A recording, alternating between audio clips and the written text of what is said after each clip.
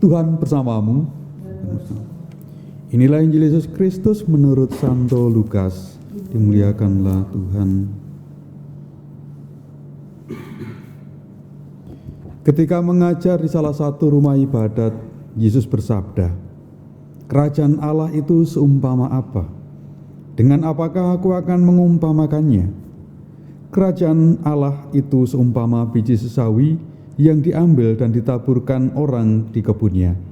Biji itu tumbuh dan menjadi pohon, dan burung-burung di udara bersarang di ranting-rantingnya." Dan Yesus berkata lagi, "Dengan apakah aku akan mengumpamakan kerajaan Allah? Kerajaan Allah itu seumpama ragi yang diambil seorang perempuan dan diaduk-aduk ke dalam tepung terigu 3 sukat sampai seluruhnya beragi." Demikianlah sabda Tuhan. Terpujilah Kristus.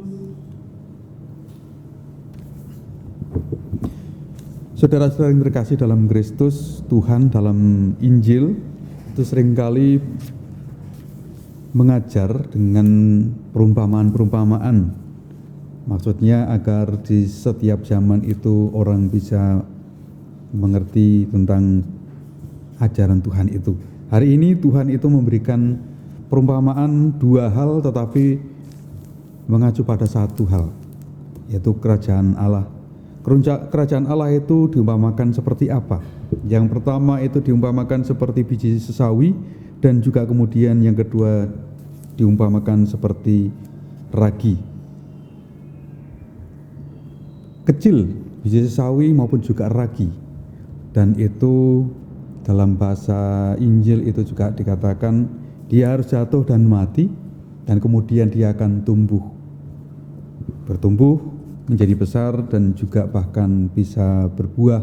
Artinya bahwa sabda Tuhan, kerajaan Allah itu juga ditaburkan di dalam dunia, di dalam setiap makhluk dan juga di setiap manusia. Tapi apakah itu akan tumbuh dan berkembang atau tidak? Maka tentu saja itu tergantung bagaimana tanah yang dijatuhi oleh baik itu biji sawi ataupun juga adonan ragi itu.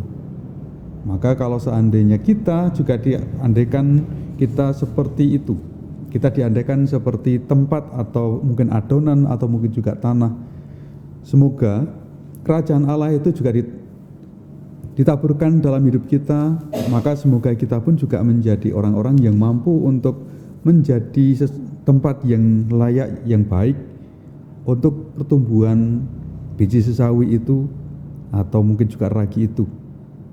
Sehingga dengan demikian firman itu sungguh-sungguh dapat bertumbuh dan berbuah. Maka dengan itu bukan hanya kita saja yang akan menerima sukacita itu ataupun juga memperoleh manfaat dari sukacita itu, tetapi juga bagi orang lain. Sama seperti halnya mungkin dalam konteks hidup kita, sesuatu hal yang tidak usah terlalu muluk-muluk.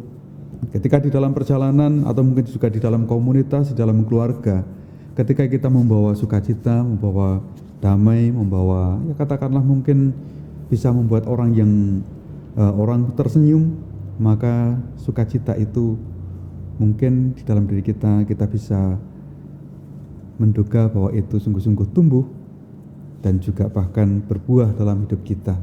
Mungkin ada banyak hal lagi, tindakan-tindakan yang bisa kita kembangkan untuk menjadi tolak ukur bahwa sabda Tuhan itu, firman Tuhan itu, kerajaan Allah itu sungguh-sungguh bertumbuh dan berkembang di dalam hidup kita, bahkan juga berbuah. Sehingga semakin banyak orang itu juga akan mengalami kehadiran Tuhan, mengalami kerajaan Allah itu sungguh-sungguh hadir di dalam hidupnya. Semoga Tuhan memberkati kita. Amin.